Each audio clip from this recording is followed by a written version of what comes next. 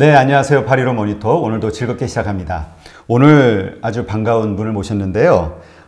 에이트라는 화제의 베스트셀러 작가님이시죠. 뭐 따로 특별히 소개하지 않아도 아마 많은 분들이 아실 거라 생각이 됩니다. 워낙 그동안 화제가 되는 베스트셀러들을 많이 집필하셨던 이지성 작가님. 예, 반갑습니다. 아유, 반갑습니다. 네. 계속 이렇게 그래도 제가 몇 권의 책을 읽었기 때문에 책으로 뵙다가 이렇게 또 직접 뵈니까 또 이게 좋네요, 기분이. 아, 그래요? 다행이네요.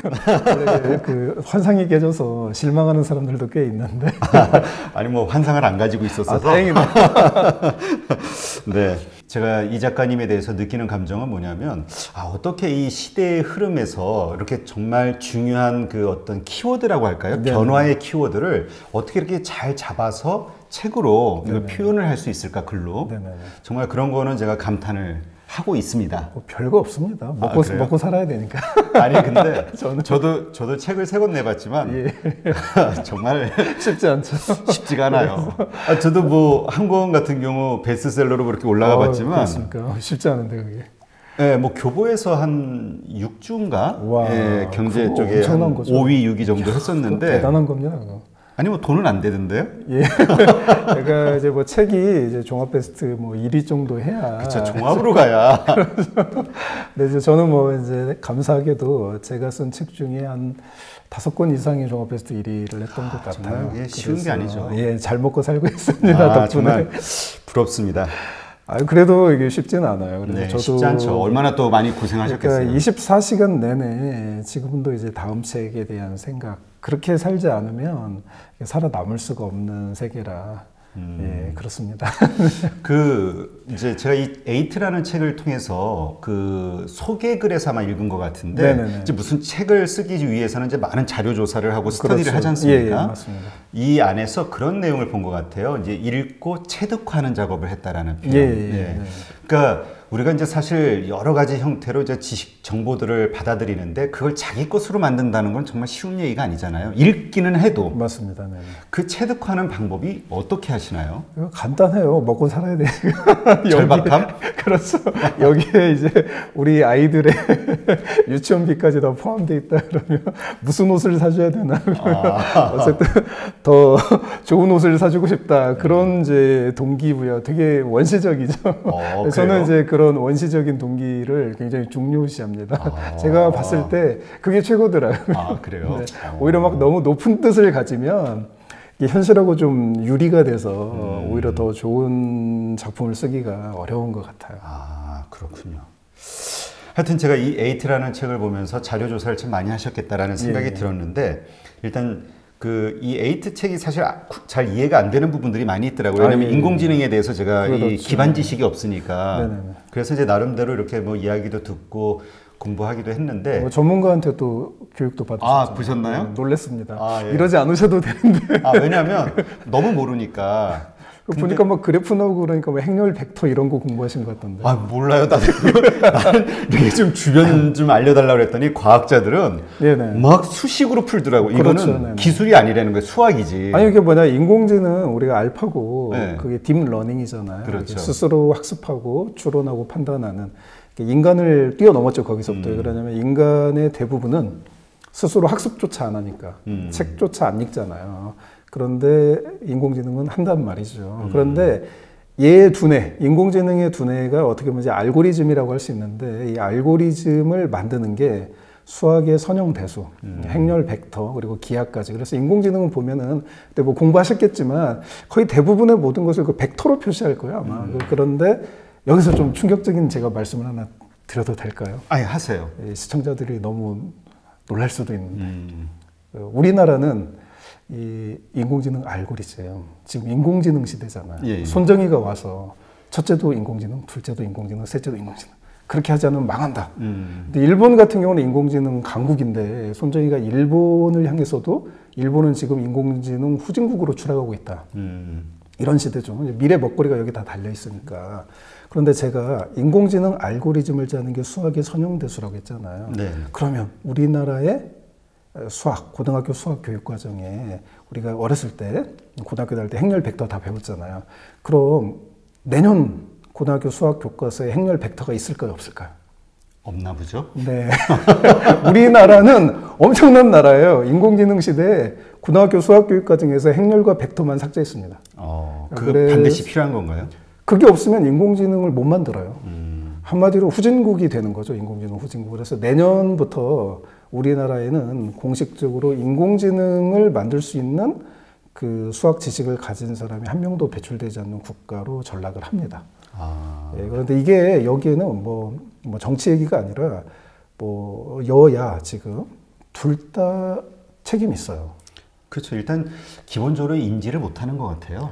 아니 이게 뭐냐면 이게 처음 시작은 아이들의 사교육을 좀 줄여준다, 아이들을 행복하게 해준다라는 굉장히 좋은 그 캐치프레이즈를 내걸고 시작을 했는데, 그래서 수학 교과서를 보니까 애들이 수학 때문에 너무 힘들어. 봤더니 뭐가 어려워? 행렬과 벡터가 어렵네. 이거 빼! 했더니 이게 인공지능 알고리즘을 짜는. 그러니까 이게 정말 뭐랄까, 세상에 뭐 공짜는 없잖아요. 경제 또 특히 뭐 머니 방송 하시는데 세상에 공짜는 없는데 우리 아이들에게 정말 편하게 해주겠다라고 했던 거, 그게 오히려 지금 아이들을 이제 불행으로 몰아넣고 있는 이제 좀 안타까운 일이 펼쳐지고 있어서 요즘 이제 그런 지적을 많이 하고 있습니다. 네. 그러니까 아마 이 분야, 인공지능이라는 이쪽 분야에 대해서 좀 더 이제 중요하다라는 인식이 커지면서, 사회적 인식이 커지면서 전문가들이 이제 나오면서 뭔가 여러 가지 좀 대안들이 나오겠죠. 그래야 되지 않을까 싶은 생각이 들고요. 그냥 인공지능과 인공지능의 미래와 그다음에 그 우리가 그걸 어떻게 지배하는 자가 될 것인가. 네네. 물론 이제 답을 얘기해 주셨지만 개인적으로는 하여튼 이게 인공지능이라는 게 아직은 가보지 않은 미지의 영역들이 많다 보니까 네네. 이렇게 상상을 통해서 연결시키는 게 그렇게 쉽지는 않더라고요. 네네네. 네. 근데 저는 이게 그러니까 이제 아직 가보지 않으셨다고 이야기를 하셨잖아요. 네. 우리나라 사람들의 거의 99%가 그렇게 생각을 지금 하고 있을 거예요. 그래서 제가 이제 이 책 에이트를 처음에 쓴다고 했을 때도 사람들이 굉장히 황당하게 생각했거든요. 뭐 SF 소설로 진출하나? 그런데 먼저 우리보다 가고 있는 국가들이 있죠. 네. 대표적으로 미국, 또는 프랑스, 또는 캐나다 이런 국가들이 대표적, 독일도 그렇고. 근데 미국 같은 경우는 이제 머니 방송이니까 제가 이제 머니 이야기, 인공지능의 시대가 얼마나 지금 우리에게 이미 와 있나. 이제 우리가 인공지능 어떻게 보면 후진국이기 때문에 그걸 깨닫지 못하고 있는 것뿐이거든요. 자, 지금 미국에서 최고의 부자는 누구라고 알고 싶습니까? 저기 아닌가요? 민족으로. 민족은 유태인. 그렇죠, 유태인이죠. 대표적으로 뉴욕 부동산의 80%, 뉴욕에서 가장 좋은 부동산, 세계에서 가장 비싼 부동산의 80%를 소유하고 있는 게 유대인이에요. 그런데 지금 유대인 전통 부자들, 3차 산업혁명 시대의 부자들이죠. 제조업 기반이 아니라 어쨌든 돈을 벌어서 건물을 사서 이제 건물주가 된 사람들이 있어. 그래서 우리나라도 다 건물주가 되고 싶어 하잖아. 이게 3차 산업시대의 사고방식인데, 뉴욕 맨하탄 5번가, 우리나라 따지면 청담동이죠. 거기 명품거리, 그쪽 그 건물들이 공실이 엄청나게 많이 나오고 있습니다. 그러면 왜 이 공실이 나오고 있는 걸까요? 새로운 이제 유대인 부자들이 탄생을 했기 때문이에요. 4차 산업혁명 시대. 대표적으로 애플, 페이스북, 구글, 아마존이겠죠. 이 중에서도 아마존이 최고인데, 아마존, 구글, 페이스북, 애플, 마이크로소프트는 인공지능 기업입니다. 사람들이 이거를 정말 모르고 계신데. 그렇죠. 보통 온라인 쇼핑몰 기업이라든가 물류 기업 이 정도로만. 근데 세계 최고의 인공지능 기업이에요. 인공지능 기업들을 어마어마하게 인수를 지금도 하고 있고 인공지능에 가장 많은 투자를 하고 있습니다.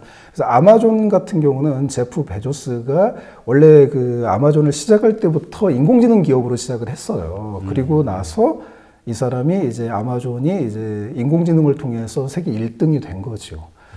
그런 결론이 어떻게 되냐? 아마존이 생기면서 아마존이 너무 거대화되면서 사람들이 이제 뉴욕 맨하탄 5번 거리를 안 가는 거예요. 집에서 배송을 명품도 다 받아버리니까. 그래서 지금 어떤 일이 벌어지고 있냐면 유대인 신흥 부자들, 4차 산업혁명 시대에 나타난 인공지능 시대의 부자들이, 인공지능을 활용하는 부자들이 전통 3차 산업혁명 시대에 그 유대인 건물주들의 부를 지금 빼앗아가는 그런 부의 전쟁이 일어나고 있어요. 그래서 이거를 놓고 보면 대한민국에서도 사실은 그렇죠. 대한민국 대기업들이 뭐 쿠팡이라든지 이런 그 인공지능 기반한 유통물류 그것 때문에 다들 지금 죽을 못 쓰고 있잖아요. 뭐 대형 그렇죠. 백화점. 그래서 한국에서도 똑같이 벌어지고 있는데 그러면은 맨하탄 5번가에서 시작된 그 부의 이동이 대한민국에도 지금 왔죠. 대한민국 강남에도 공실들이 많이 생기고 있는데 이게 경기 침체도 있지만 한편으로는 아까 말씀드린 뭐 쿠팡이라든지 뭐 UMF라든지 뭐 이런 기업들이 다 집으로 배송을 해주니까. 그런데 이것도 다 아마존의 그 인공지능을 기반으로 한 거거든요. 그래서 지금 저는 어떻게 사람들한테 말씀을 드리냐면 우리가 1970년대에 막 강남이 개발되고 그러면서 그러니까 우리나라가 5천년 동안 왕정시대였단 말이에요. 일제시대에도 일왕의 통치를 받았죠.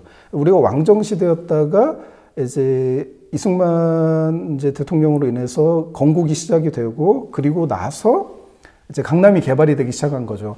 한마디로 왕정시대에 5천년이 있었다가 1950년대 이후 전쟁 끝나고 이제 배고픈 면하고 이제 한 60년대 후반으로 생각한다면 새마을운동 그때부터 이제 자유민주주의, 자유시장 경제에 기반한 새로운 경제의 시대가 열린 거예요. 그러니까 왕정시대, 이제 자유민주주의 시대. 그런데 지금 건물주, 우리나라에서 건물주가 내가 돼야겠다. 이런 식으로 생각하고 부동산에 대한 생각만 하고 주식에 대한 생각만 하는 사람들은 이제 비유를 하자면 왕정시대의 사고방식으로 재테크를 바라보고 있다. 시대가 완전히 바뀌었죠. 그래서 지금은 이제 인공지능에 대해서 관심을 가져야 되고 심지어 이제 앞으로 건물주가 되더라도 내가 인공지능을 얼마나 잘 활용해서 내 건물에 이 인공지능을 통한 건물의 가치를 상승시킬 것인가. 그러니까 뭐 요 최근에도 뭐 스타벅스를 입점시키면 건물의 가치가 상승하잖아요. 그렇죠. 그것처럼 내가 우리 건물에 어떻게 인공지능, 사물 인터넷 같은 것을 이렇게 해서 우리 건물의 가치를 올릴 것인가. 이런 시대가 이미 도래했죠. 그런데 깨닫지 못하고 있을 뿐이죠. 말이 너무 긴 것 같아요.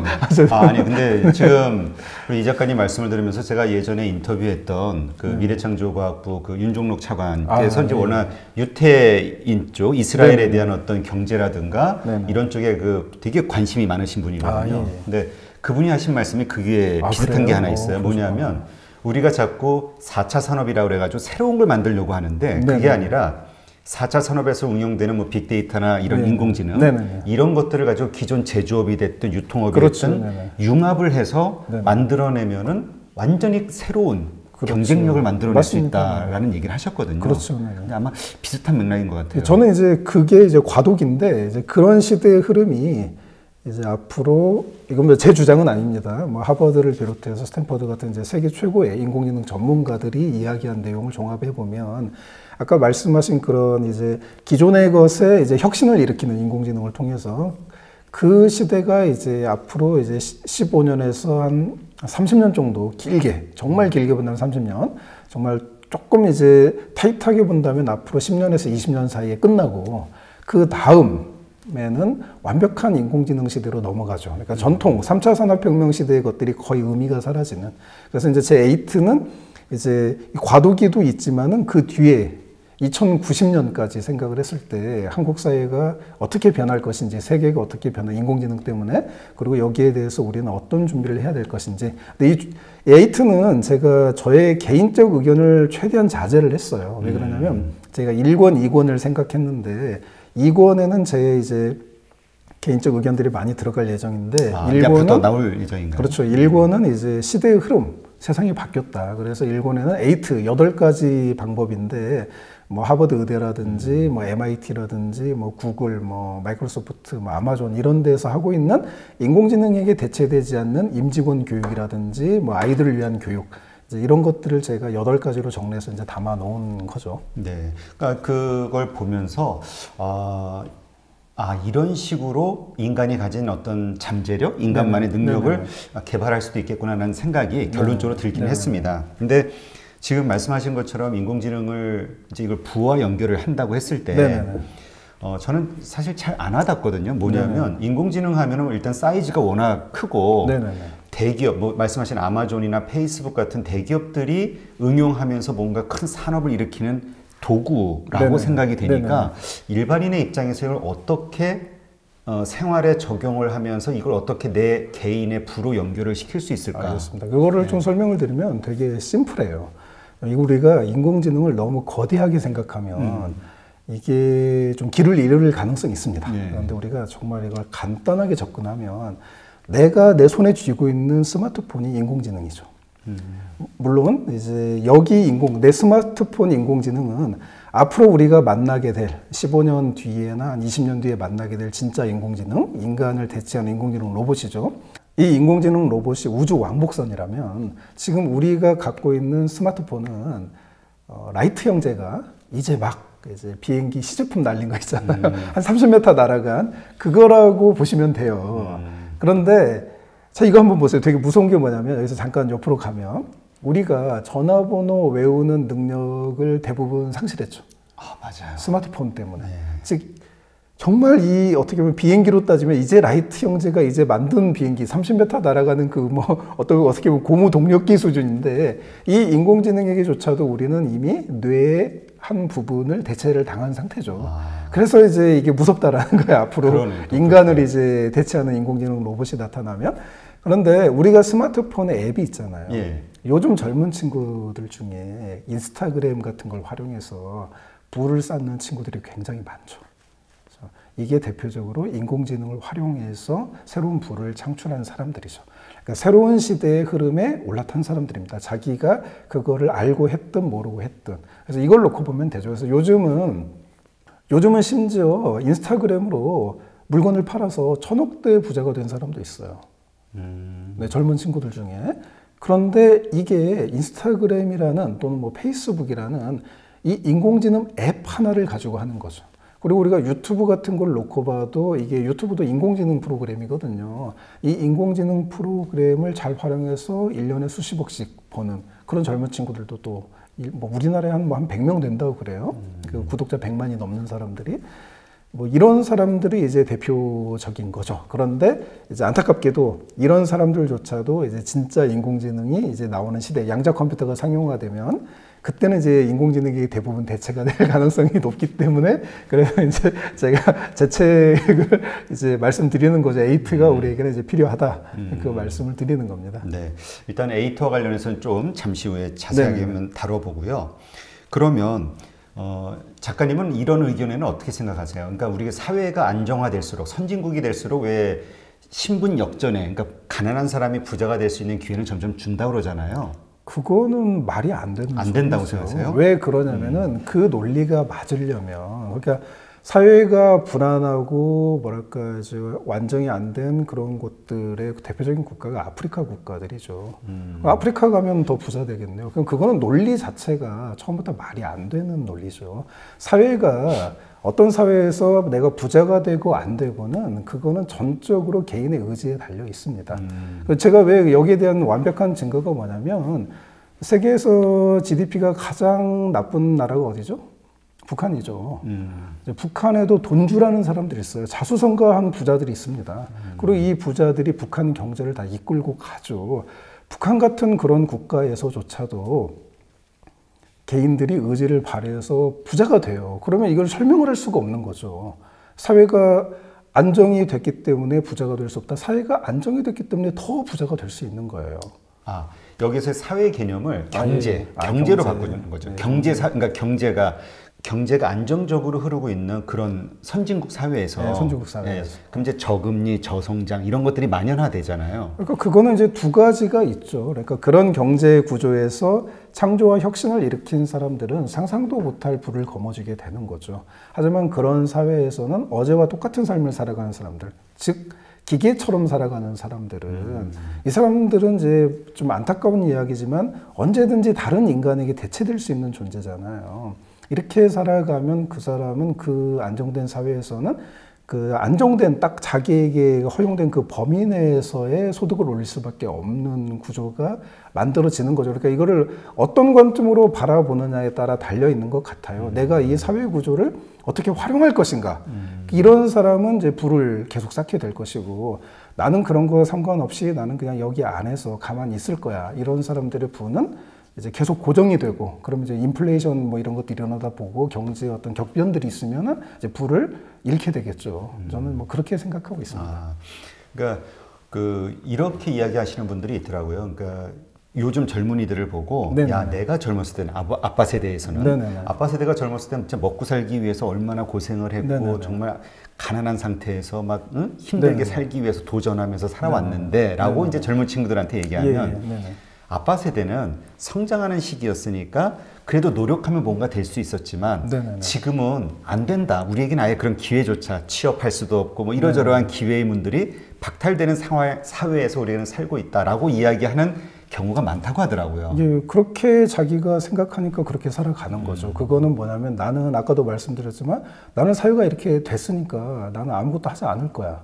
모든 걸 이제 사회 탓으로 돌리는 건데 그러면 자신이 대한민국이라는 사회에서 여태까지 받았던 혜택은 왜 생각을 하지 않는 거죠? 세계에서 가장 치안이 좋은 나라, 자유시장 경제. 우리가 세계 지도만 놓고 봐도 옆에 일본은 방사능 때문에 난리고요. 북한은 세계 최악의 독재 국가고요. 그 위에 중국, 공산당이 통치하는 홍콩 상태 보시죠. 중국이 있습니다. 그 옆에 스탄으로 끝나는 나라들이 있어요. 그 옆에 또 어떤 나라가 있습니까? 파키스탄과 인도가 있어요. 그 옆에 어떤 나라가 있습니까? 중동이 있죠. 그 옆에 어디가 있습니까? 아프리카가 있어요. 자, 이 아시아 전체를 놓고 보면 아시아에 뭐 제가 알기로 한 4, 50억 인구가 있는 걸로 알고 있는데 여기에서 가장 혜택받은 국가에서 태어나서 여태까지 너무 잘 살아왔다는 사실.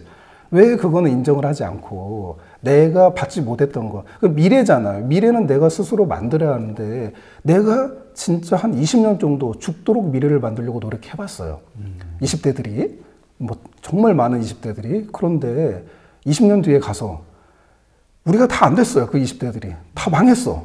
그래서 왜 우리가 망했지? 우리가 치열하게 살았는데 보니까 사회 구조 때문이었다. 그러면 그게 맞는 거죠. 그런데 그걸 전혀 하지 않고 지금부터 문을 닫아놓고 아빠는 뭐야? 아빠는 문을 만들었잖아.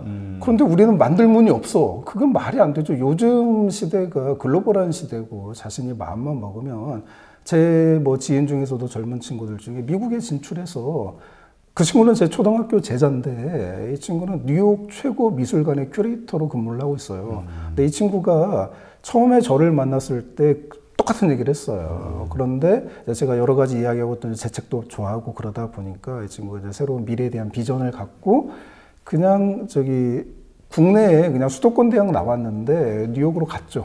가서 성공했죠. 2년 만에 그렇게 되더라고요. 그래서 제가 그거를 진짜로 한 10년 동안 치열하게 아버지 세대가 문조차 없었는데 그 문을 만들었다라면 그 문은 사실은 형편없는 문이거든요.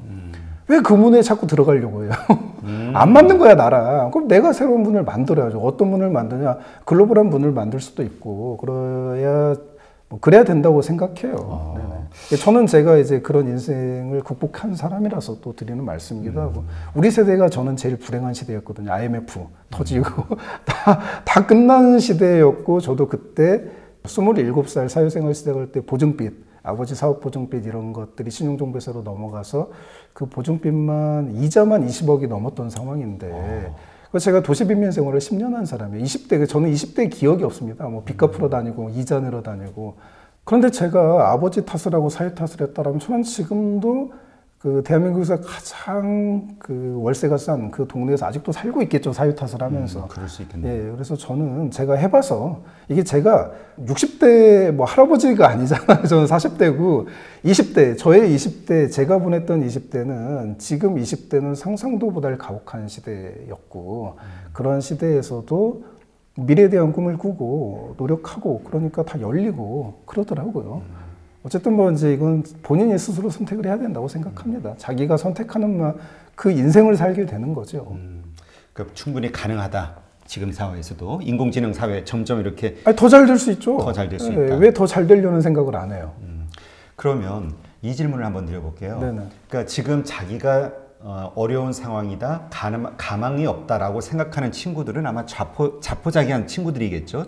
어떤 스스로 저는 자포자기라고 생각 안 해요. 그런 생각을 하는 것 자체가 안정적이어서 그래요. 진짜 바닥에 떨어지면 그런 말을 할 수가 없습니다. 예. 하루하루가 생존인데 그냥 정신 반짝 차리게 되고요. 자기가 스스로 자기 살 길을 치열하게 찾아가게 돼 있어요. 그만큼 물론 그 사람은 인정을 안 할 거예요. 제 말을. 하지만 그 사람보다 더 밑바닥 있는 사람은 더 많습니다. 그 사람들이 보기에 그 정도의 말을 할 수 있는 사람은 굉장히 편안한 상태에 있는 거예요. 저는 그렇게 생각을 합니다. 그러면 그럼에도 불구하고 왜 마음이 예를 들어서 왜 내가 막 더 나아지기 위해서 막 이렇게 노력하고 막 이렇게 하지 않고 네네. 그냥 어려움에 그냥 무너지는 사람들도 있잖아요. 이런 사람들은 어떻게 그런 환경을 극복할 수 있을까요? 지금 물론 뭐 그거는 자기가 스스로 선택을 하는 거죠. 그거를 누가 알려줄 수 있다고 저는 생각을 안 해요. 자기 인생이잖아요. 그렇죠. 애가 아니니까. 그렇죠. 이제 20살이 넘었다라면 자기 인생은 자기가 책임져야 되는 것은 냉엄한 현실이죠. 아버지도 어쨌든 여태까지 나를 보살펴 주셨지만 아버지도 사회에서 힘을 잃어가는 시기인데 그때 거기까지 키워줬으면 됐지 더 이상 뭘 바라는 건지 저는 잘 모르겠어요. 저 같은 경우도 20살 이후로 제가 집에서 돈을 받아본 적은 없거든요. 그래서 그냥 진짜 뭐랄까 처절한 가난이라는 걸 저는 도시빈민 그 처절한 가난을 뭐 제가 월세도 못 내고 뭐 살았으니까 16만 원인데 화장실도 없는 방에서 그때 그렇게 제가 20대를 보낸 사람인데 그런 처절함에서 이런 식의 아까 말씀하신 식의 자포자기라 저는 잘 모르겠어요. 물론 제 주변에도 그렇게 살아가는 사람들이 있었습니다.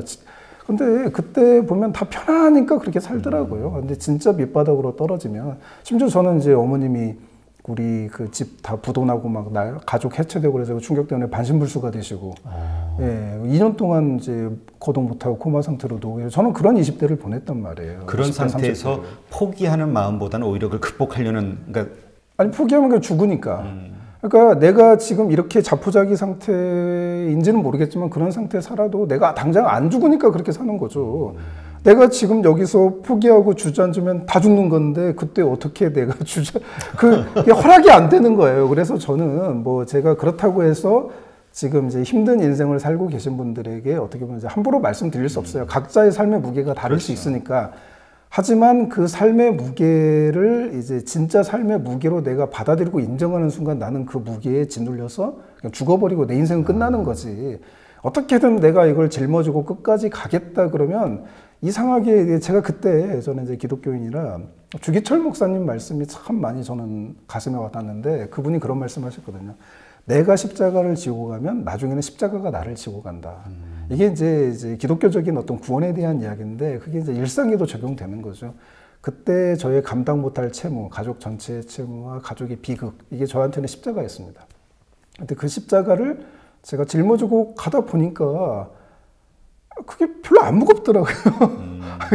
그렇게 한 10년 짊어지고 가니까 전혀 안 무겁더라고요. 그리고 오히려 나를 성장시키는 그 채찍이 되고, 그게 저의 이제 경험이기 때문에 저는 저의 경험을 말씀드리는 거예요. 어디 뭐 그냥 공허한 그런 뭐 뜬구름 잡는 얘기가 아니라 제가 해봤더니 뭐 되더라. 그리고 저는 아버지 세대가 아니다. IMF를 직격탄으로 맞았던 지금 20대는 비교도 할 수 없을 정도의 절망적인 환경이 있었던 사람이었다. 뭐 이 정도 말씀드리고 싶습니다. 그래요. 하여튼 이러한 그 경험을 들으시면 아마 자신의 처지가 더 낫는지 아닌지 그거에 따라 또 자기 마음 상태가 어떤지를 한번 점검해 보면 좋겠네요. 네네네. 네.